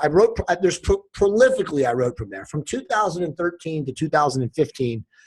I wrote prolifically there. And it was at one point in time, I think it still might be, I don't know, I don't hold this claim, but it was the #1 site online for over 40 fitness information. So there's tons of stuff there, but I've written prolifically about our supplement protocols, bro. I take so many natural supplements. I mean, I don't take as many as I used to, but I take, and this is something that goes on the show right now because it's very important. Outside of metformin, the other supplement, over-the-counter supplement that everyone should be taking, and depending on how damaged and beaten up you are as an ex-athlete or extreme fighter or any of those things, you take higher dosages, curcumin, which is turmeric. Now, curcumin at 3 to 5 grams a day, I'm not saying milligrams, I'm saying grams. So this is a high dosage of this, is one of the most amazing substances found in nature. It literally, right now, there are 238 studies going on in the world at last count of looking at turmeric at like super high dosages for a number of factors. Like this thing is such a powerful herb that it medicates symptoms and disease at so many different levels that it's incredible. So everyone should be taking curcumin. It's probably the number one thing it does is anti-cancerous. So by taking this and having your cells and your cellular systems full of it at all times, it will prevent cancer. Now, obviously, turmeric is an Indian root herb. It's found in Indian like classic Indian foods and stuff like that, and they use it prolifically in the way they cook and stuff like that. But it just has so many anti-cancer. Anti-sclerotic. There's so many things that it does at a cellular level that it combats that everyone should be on that. Now, if you're injured and you have like soft tissue trauma, you're a guy like you're an extreme athlete, dude, it will heal soft tissue injuries faster than anything. It's stronger and more potent than Celebrex is, which is obviously the drug that they give to people for soft tissue injuries. It's just an amazing drug. I've given that to so many guys I know, or told them to get on it, 50s and 60s. And they literally come back to me like 60 to 90 days later and they're like, holy shit, I'm healed. I feel like I was 25, 30 years old again. I don't have that nagging shoulder injury anymore. So curcumin is one supplement, and there's one brand that I highly recommend that everybody get. I get no money from this. I need to develop my own formulation, but it's at Vitamin Shop. And I recommend Vitamin Shop's formulation because it's 900 milligrams a capsule. So you don't have to swallow a shit ton of capsules to get 3 to 5 grams. So obviously if you do the math, if you're injured and you've got nagging injuries in your shoulder or your knees or your ankles or whatever, even your elbows, you should take 3 to 5 grams a day. So that's anywhere from like 3 to 4 to 6 capsules of that amount. It's not expensive. You can get, I think, 200 capsules for $48. So a couple months supply for like right under $50. But everybody should be on curcumin too. But the rest of the stuff, is not necessary. I take Bone Up, which is a really highly advanced form of calcium from Jarrow formulas. There's some calcium hydroxide in there, which also, leads to bone integrity, reformation. If you're a woman and you have you're older, you're getting close to menopause, and you're starting to leach calcium through, your body's menstrual cycle, you definitely need Bone Up. And then everything else like C and E, you definitely, when you get your blood work done, you're going to find out if you're evaluated, if you have low vitamin D levels in your body. Vitamin D is also a steroid hormone molecularly. And so if you're low, because most people are low because they don't get it from the diet very much. And most people that aren't in sunlight areas don't get any vitamin D. So you definitely need vitamin D. But, other than that, and again, you can go to my website, fabfitover40.com, and click optimal supplement protocol. I think it's supplement stack or something like that. You can search in there and you can see like 3 or 4 articles that we wrote over the years of like all the different supplements we take and the breakdown and the understanding of why we take them and how valuable and needed they are. Supplements are good, but it just depends on what you need them for and where you're at in your life. Right, man. Well, I really love that answer, and I kind of wish that I would have asked it at the beginning because with TRT, one of the ways that I related, like having a hormone, one of the things that goes a little bit different is psilocybin mushrooms, but more importantly is the DMT that we talked about, ayahuasca. DMT being dimethyltryptamine, which is produced from your pineal gland, and then what people will look at that ayahuasca and like, oh my god, it's a drug, psychedelic. Yeah, it is. It launches you to an extreme another dimension, but there are breath patterns that you can do to activate the pineal gland, is what Dr. Joe is doing in his work. I can do it, and it's a very uncomfortable process, not to turn you off, but you can go through and do a breath pattern going through the energy centers of the body. And that doesn't always happen, but most of the time, once I get to the neck and the head, and I continue to do this breath pattern, I'm activating DNT, and my body just reverberates and pops, and it's something that my body naturally produces. So, when we're talking about, when you say a drug, that's why people, when you're saying drug to me, what do you mean? Right. Because, cocaine is a drug, heroin is a drug, and if you're telling me mushrooms and ayahuasca, those are not drugs to me. And I even had a podcast with Chris Grosso, who wrote The Indie Spiritualist and Everything Mind, and he had struggled with addiction. And I asked him, I was like, hey, in your opinion, do you find, psilocybin and ayahuasca drugs? He's like, absolutely not. Like, they're not the same thing. Right. So when you're looking at TRT and you're looking at these other supplements, they're natural supplements. It's something that the body produces. So, and it really clicked for me when you said that. I was like, oh shit, you know what I mean? Like, it kind of deepened that understanding, right? But of course that you'd want it to be demonized, because if everybody is doing it and they're taking care of their body. Superman! And they don't want super healthy. How is it in, if you go to the tinsel hat wearing, side of it, how do you control a population? You make them afraid and you make them fat and lazy. And if you look at America, like, it's like the hashtag I say to my buddy on Twitter, who's we talk about these kind of things all the time. My hashtag is fluorided to death. Right. Yeah. Seriously. Terrible. Right. And this is the stuff that they push. And that one of the problems that I had, not problems, but struggles I had when I really started to look into what was going on. I'm pretty empathetic to begin with. Sure. And I was so sad that it's so set up this way, and it really fucks people over. It really ruins lives, and it's like, holy, everything normal and given to me and easy is actually killing me. I have to go and do all of my own research to rethink everything, and now start to look, how do I eat healthy? How do I even look at food? How do I, my information, where I'm supposed to believe the information from the news, that's all bullshit. So where do I find real information?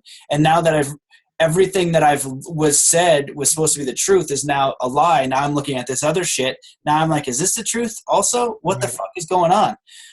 So, it really is a full 180 switch. And that's why I think it's really important to do your own research. And that's where you sit, where you're pretty passionate about TRT and saying, hey, I know it's demonized, but you know what? I know this because I did the research and it's worked for me and thousands of people. It's the same thing with me and ayahuasca and mushrooms. Not everybody go out and take mushrooms, but if you're going to do it right, do it in a proper setting. And I know how to do that. I know that it's extremely beneficial for a lot of people, and a lot of people are super afraid of it. Think it's this, terrible thing. And and I'm like, talking to these adults at Burning Man, I'm like, if you knew, you know what I mean? You're like, it's going to take your antenna and expand it, but you do it in a certain way. It can be very, very powerful experience, but not. So I know where you and I are going on my podcast with you, my brother. We're going down the ethogen route, brother. Oh, sweet. Fun. We're gonna go deep down that rabbit hole. Man, everything you just said is spectacular, and I obviously I highly agree with you. To go even deeper down the rabbit hole, to echo what you're saying though, knowing that everything is a lie. Mm-hmm. So do you ever sit back and think, and we don't have to answer this right now, we can talk about this in our podcast together or when I interview you, but what's really going on? Like, who's in control? Obviously this is some form of a simulation, quote unquote, a matrix. We've got Elon Musk, we've got all these other high level guys, there's really cerebral, deep thinkers and accomplished dudes talking about, like, they know we're in a hologram. The top physicist, Saruman, and these guys are talking about where it's a holographic universe. This is all like now known. So it's like, once you start really looking at it from that angle, like, and that everything is a lie, that comes from the popular equation, what's really going on? And that's definitely a whole podcast when my brain just went boom. I'm like, don't get me started on that, man. So before I let you go on this one, I want to ask you, because you really are, like, in the thing that I really love about your mindset, it's one of the strengths that I don't have. For me, I'm more like intuitively based and like feeling. I kind of look at something and then I get like a sense, and it might not be the greatest way to go, but most people are all like logic, you know what I mean? Like, so you look and you do the research, and that's where I can come over here talk to you and say, give me your research. And you're like, bro, I fucking spent 10 years researching this shit. And this is what I came out with. And then I can say, thank you for doing that research, you know, and then I can ask the questions that are important for me, really filter it through, you know, my processes and what I feel in the situation and make my own educated decision. Because, you know, when people do that, they have that trust. Like when I work with an athlete, this is years of experimentation and doing weird stuff. I was trying, like, you know, astral projection when I was 15. Like, what is that? You know what I mean? I don't even know, you know, it's very confusing. It's a weird space, but I can say confidently I've experimented with a lot of different things and kind of steer you around. So I guess the question I want to ask is around mindset and business and just overall, like, what are some things that, you know, maybe common problems that I think people have or perspectives or beliefs or things that people can use to have a more fulfilled, optimized life in every way they can? So first off, well said, and thank you for asking me that. Dude, we're going to go so deep on our next pod. Me and you are probably going to do a lot of podcasts because I can see, you're just like my wife, by the way. My wife isn't a motor. No. My wife isn't a motor, and she's a feeler, and she's very, very intuitive. Like, she has massive intuitive powers. I can tell, like, you guys probably, like, really get along because you're very similar. So she balances me out because you're right. I am a logician, right? I am all about, okay, data. Give me empiricism, you know, prove to me. But because of her and our amazing relationship now, I have gone down the spiritual enlightenment path, and I realize now that science is a sham. And, you know, I'm so passionate. I mean, honestly, I read literally 2 to 3 books a week. I mean, I am insane. Like, I shut it down from 10 o'clock at night to 11:30 at night. I read. Okay. And then usually when I wake up and I do my morning, you know, my morning mindfulness, that's reading too. So I try to get 2.5 hours of reading in a day, and I'm usually reading 3 to 4 books at a time. So, but like, all my books now are all spiritual enlightenment. Like, I read like Manly Hall. I read like all the great Hermetical philosophers and great Hermetic teachings, like the Emerald Tablets. I mean, I read so much, like, really, really deep stuff. So to answer that question, it's really difficult in like a short space. But I always just kind of default to what's important today in a world that we are so overwhelmed and so bombarded with information coming from here and from here. And as you and I are doing the podcast, you're getting messages on Skype, and you can hear my Facebook going off, and it's just nonstop. So it's like, how do we disconnect as humans and take the internal time to reserve for us, not our wives, not our kids, not our friends, not our social community and sphere, just for us. So for me, it is 20 minutes a day. And it's usually in the morning, and it doesn't have to be in the morning. I don't create this, like, here's my calendar construct. You know, I have so many people I interview, and they're like, hey man, I live by my calendar. If you're not on my calendar, I can't talk to you. And I'm like, okay, dude, you know, that's how you live your life. But everybody's got no judgment. Everybody's got a different way that works, but you have to, in my opinion, do mindfulness training. And whether it's 20 minutes or 40 minutes, you know, Josh is 40 minutes a day. I'm 20. I have an app. I use my Badass, which I just recently got, which I make no money to plug, but they're amazing. The new Bose Pulse, which they measure your heart rate too, which is badass, inner ear heart rate. And I put on this app, which I can send you, and you can post for people to use. It's a new app. It's called, I forget what it's called, but it's a 7 chakra healing app. Okay. And what's so badass about it is you can actually program the amount of time it plays music. And then it also plays a background brain entrainment of nature sounds that you choose, but you can choose how long you want to specify per chakra. So obviously you and I know a lot more about chakras than the people listening to us, but I try to stay at the root chakra longer, depending on how I feel during the day. So I program it to, like, maybe if I have 20 minutes, you know, I have 7 chakras, then what is it? 2 to 3 minutes per chakra. So I try to program the root chakra, or if it's the crown chakra, if I feel that day, higher. But this app allows you to do that. So in my 20 minutes, I just put that app on. Wherever I am, I try to go out in nature. It's getting cold out here in SoCal. It was 45 today, bro. It was freezing. I'm in Canada, man. 45. I'm trying to make you laugh because I grew up in the Northeast. But people are like, "Oh my God, man! Did you feel how cold it was today?" Totally. I laugh at it. People out here have no clue. But no, I try to get my 20 minutes wherever I'm at. I try to go out in nature. We have a big trail behind my house where I live. A lot of kids are usually on there in the morning though, sometimes going to school and stuff. So it just depends. But if I'm early enough and it's a place where I can do it, I'll go out in nature and I just listen to that shock grab for 20 minutes and I just clear my mind, dude. Silence. There's no thoughts. There's nothing. It's not, as you know, it's not easy to kill your ego and kill your thoughts, but I try as much as I can to just have 20 minutes of complete stillness a day. And then, if I'm going to talk about how I live my life as it applies to a spiritual enlightenment level, I would say that Monica, my wife, has helped me so much in this, but it really is true. The Power of Now, the book by, what is his name, Tolle, or how to pronounce his name or whatever, but you truly do. It's a choice, clearly, but you have to must live in the now. Yesterday and tomorrow are absolutely meaningless. Okay. 95% of the things that we worry about as human beings today never even happen. That is a statistical fact.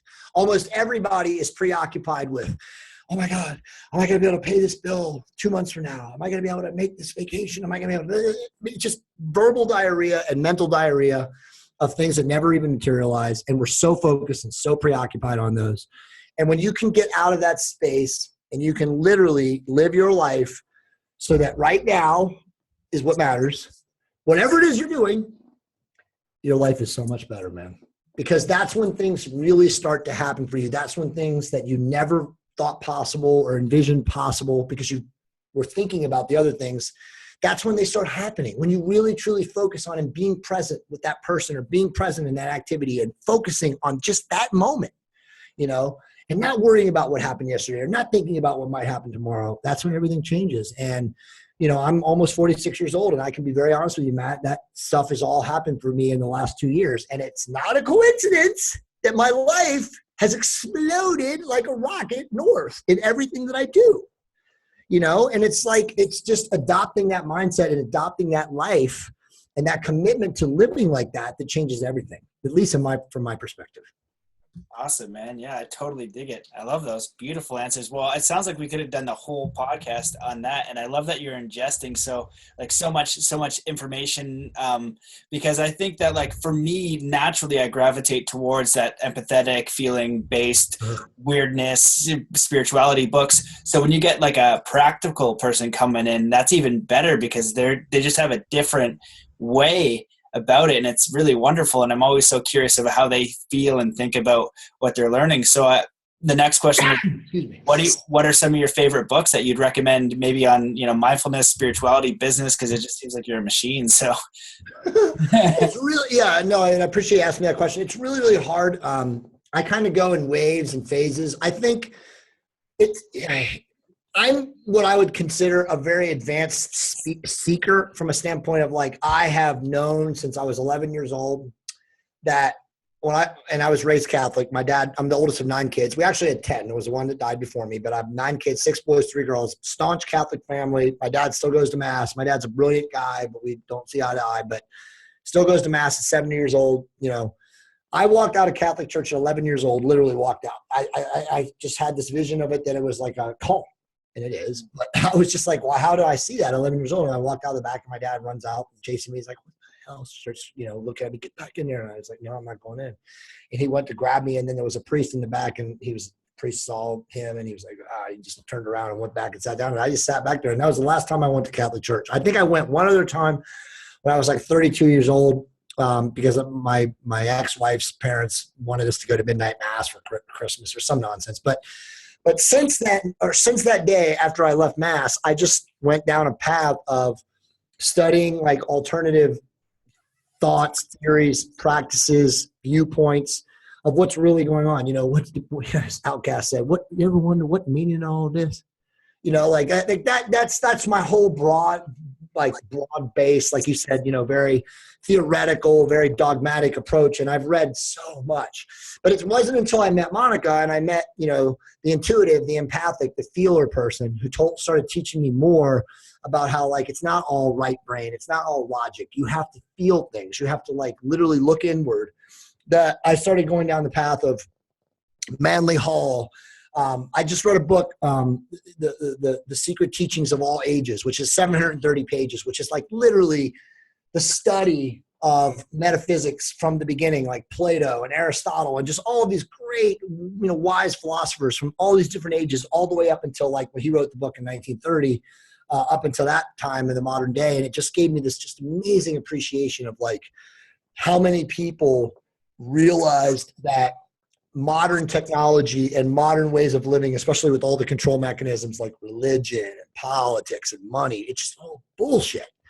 And there's so much more to life, and there's so much more of a deeper meaning. So, it's really hard for me to like really recommend any specific books. I think it really depends on the level that the person's at, from a start of like being consciously aware. I do believe though, Matt, that right now, and I could rattle off, hundreds of books, but like, I do believe that right now we are at a time and an age where more people are starting to wake up than ever before. Yep. I actually run a group on Facebook. It's called the Decoders of Truth. It's very private because we got a lot of tinfoil hat shit going on in there. But then there's also some seriously super high level deep thinkers, esotericists, authors, mankind's ancient researchers. Some of the most famous guys in the world are in my group. And it's amazing. It's like an honor and a blessing. But like, it's an addictive group because there's so much information coming in there. But we get literally like, I started the group like 5 months ago, and we're very selective of who we let in, and we're already over 4,000 people. So it's crazy like how many people are out there actually becoming aware and like really waking up to like what's quote unquote really going on in the world. So I feel like we're at a time and place where things are changing. And I think that we're at the, if I'm going to really be, Mr. Positive and look at things as glass half full, I think that we're on the verge of a great change in our society, almost like we're coming upon a golden age. I think that we're going to have some really serious negativity and some potential darkness, like geopolitically first, before we go to that level. But I think that technology and I think that awareness, I think they're going to merge. And I think that it's going to lead to greatness for mankind and people becoming aware. And I think that part of that too will be an awakening from a standpoint of that there'll be disclosure. They're going to talk to us about aliens. They're going to talk to us about different dimensional life forms, us from the future. I mean, they're obviously always giving us, tips and tricks and hints from the movies that Hollywood puts out, like Interstellar. And now they got this movie, the movie that just came up now. I forget the alien movie with the woman who's in the future. I forget, it just came out, the Arrival. So they're constantly giving us movies telling us like, hey guys, we're trying to condition you. But I think that it's coming that, humanity will finally be able to handle an awareness level of like the truth, and there'll be still people that'll freak out. There'll be like, traditional, fundamental religious people that will freak out, when they realize that their religion is bullshit. And so that kind of stuff I think will cause the harm or the decay or, whatever negative shit is still out there and left. But I think that we're really close and on the verge of like I said, a total revival. I really do. Yeah, man, I totally agree with all that. So stuff for us to remember for our podcast, and we might have to do 2, 3 because going back and forth. I definitely agree with all that. I think that for me, the way that I'm understanding it, and I'll remind to connect you to my buddy Shore. He's a pretty intense fella, but they talk about the golden age and the awakening, things like that, the whole 2012.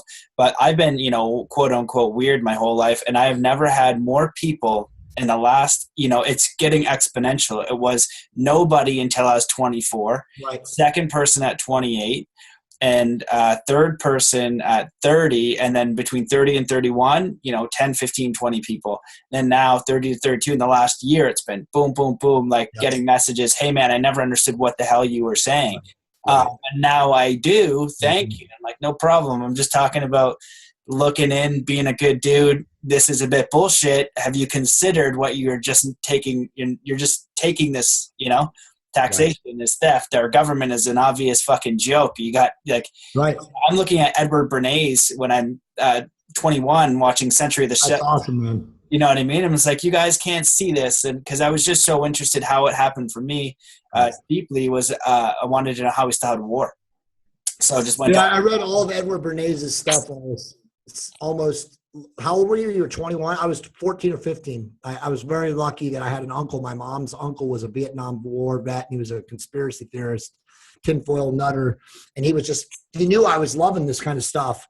And he just started filtering to me. But you and I are we're cut from the same cloth. We have. So my theory, just real quick on this, is that people that are aware are somehow consciously connected to the hive mind of the universe. And I don't know if that means also too that like biogenetically or epigenetically we have, a more of an awareness of previous lives. Because I know this, anybody who's traveled where you have with ethogens and whatnot knows that reincarnation is real. And once you read at a super high level like I have, you read the like smartest people in the history of the earth who've written stuff, you find out that like all of the religions, especially the Abrahamic religions, have covered up reincarnation. It's all been blocked out. And the Gnostics and you go back to some of the other like how you would call them, like pagan gods or pagan religions and pagan theories of belief and all that stuff. From that, they all talked about reincarnation, and that our soul is constantly evolving, and that every life form or every incarnation that we have is a time for our soul to get quote unquote more right and back to universal consciousness or universal mind, which is obviously God, source, creator of all, whatever you think of that as. So it's like, it's truly amazing to me to see how Hollywood is now trying to tell people, right? Because like with Doctor Strange, if you've seen that, they talk about the things that we're talking about. They talk about astral projection. They talk about, reincarnation. They talk about many lives. They talk about like learning these esoteric rites and traditions and quote unquote rituals that, the ancients knew and gave to the people, and everyone used them. But then, over time, how many times we've died or been exterminated, they talk about obviously the flood and, other extinction level events, all this stuff. You got Graham Hancock talking about the dry ice age and all these things. But the reality is that, in my opinion, that people like us are just more connected to our past lives, or to quote unquote that hive mind of the collective unconscious of all beings, and we're just more awake. And it's hard for me now. My wife has really helped me with this, but like my biggest issue is I still sometimes judge people that are not as consciously as evolved as we are. You know what I mean? And so it's like, you can't judge them though, because they're just on their own evolutionary path. Their soul is evolving at a slower rate or at a lesser rate, or they just haven't lived as many lives as you and I have. I mean, that's the truth about it, Yeah. So it's hard to judge people, man. Well, one of the quotes, and I get stuck in that too. The first thing I'll say is like, number one, don't worry about it, because the mind mentally judges. Exactly. If you see a Ferrari, you judge it as, man, that thing would be fun to drive. Right? It's a natural mechanism of the mind, but it's the attachment of going beyond that, but being a dick is the problem. So, and then the second one was a quote that I recently came across when I actually was going through it myself, was just, we all don't learn at the same speed, and we're all not here. We all might not be learning the same lesson. Exactly. You know what I mean? So that's where I love Buddhism and that whole philosophy, because it's about love and compassion. Yep. Now it's like, holy smokes, like I see that you're suffering and anger and alcoholism and being a dick, and you're really rude to people, and you're an ugly person that I'm witnessing, but I give you so much love and compassion because obviously you're going through something.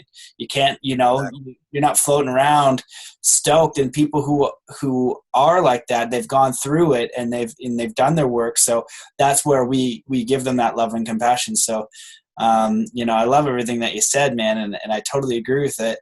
One of the follow-up final questions I'd like to ask, is there anything you'd like to leave the listeners with, anything you would have loved to talk about, or, words of wisdom? And obviously you got to tell them where they can find you and Yeah, no, I appreciate the questions, man. We've had an awesome time. I could go and talk to you all day. Literally, I feel really connected to you, and we have very similar feelings and philosophies about life. And again, I'm humbled and honored and privileged that you had me here today. So thank you. I look forward to our next podcast for sure. And if I don't answer it right now, I definitely want to go really, really deep with a lot of stuff with you. And we'll be more prepared too. I'll have a bunch of bullet points for you. But nice. I'm very into Eastern philosophies and stuff like that too. The Tao and Buddhism and stuff like that. And there was I forget his name right now, but a very famous Taoist philosopher whose statement was, to everything in life, if you just react with this statement, your life will be amazing and epic. And that is, for anything that happens to you, anything that's said to you, anything that occurs, if you just say, is that so? And you just use that for everything that happens in life, you'll have no judgment. You'll have no ego involvement. Because again, the whole the Kabbalion or the Hermetic teachings is everything is a pendulum. You know, the pendulum comes and the pendulum comes back. And so there's just the continuum of life. At some point, hate becomes love and love becomes hate. So everything comes around. So if you just embrace that mindset, you know, and think about it like that, it's very simple to think about it. Is that so? There's no judgment attached to anything. It's just, wow, okay, great. You know, it's like, okay, somebody died. Is that so? You know, I just made love to my wife and I felt amazing. Is that so? I mean, if you apply that to every like level of your life, and again, it's hard, as like you said, the mind judges, the ego's involved in everything as a human. Your life is pretty fucking epic, or can be pretty fucking epic. So I try to like default to that when I start, you know, having an issue in my life, and you know, I want to try to have a mindset shift, or I want to have a state change, or whatever. You know, I think about that. That's my default now. So, yeah, that's an old Zen story about a guy as a man, he gets gifted, or not gifted, but he comes over and is like, "This is your baby," you know. It's like, "Is that so?" And just takes the baby. Exactly. It's like, you know, just acceptance. Like it's a level of acceptance like, on the whole extraordinary scale. But it's like, okay, and then a year later, they're like, "Oh, actually, not your baby." Yeah, it's not your baby. It's like, is that so? And he kind of gives it back. So I was like, holy shit. I was like, that's some mastery there. But yeah, mastery, yeah. You know, say is like, you know, is that it? And it's also showing like that's someone else's perspective and yours, you know, how you're dealing with, you know, what is in your arena, in your own holographic illusion, because we're all in our own, as we'll get into some. We are in a simulation, my friend. Absolutely. Totally, man. Well, make sure where can people find you and get a hold of you if you either want to. Sure. So easiest way to find me is trtrevolution.com. You can email me. I'm very, very open. I'm one of those cats that literally responds to everybody. I do get a high volume of emails. So if I don't respond right away, I apologize, but I will respond to you. It's JAY at trtrevolution.com. I'm also on Facebook. I'm running out of friends. But you can always PM me on Facebook. I do respond to those too. It's I think it's facebook.com, Jay Campbell, TRT. So you can find me on Facebook too. That's the easiest way to reach out to me. Again, I'm one of those cats that does respond to you. So you can also, of course, always go to TRT Revolution and sign up for our mailing list and be notified of stuff. You know, I try to send out a newsletter like once a week, or usually 2 or 3 times a month. So, but yeah, man, thank you so much for having me on the show today. I definitely am really excited. I'm going to book you like as soon as we end this, because I want to go deep. It's hard for me to talk to guys that are really, truly, you know, as spiritually as aware as you are, and also aren't like afraid to talk about it like openly, you know? So it was awesome, dude. I appreciate that. Well, man, thank you so much for coming on. Thank you for all your research. Thank you for coming out of the box and sharing everything that you know to be true, you know, even though that it wasn't easy and you're doing it anyway. So I just wanted to acknowledge you, love, and appreciate you and your work. And thanks for coming on, man. I look forward to doing it again. Thank you too, Matt. Awesome time, brother. Okay. Peace, brother. Bye, everyone. Dope, man.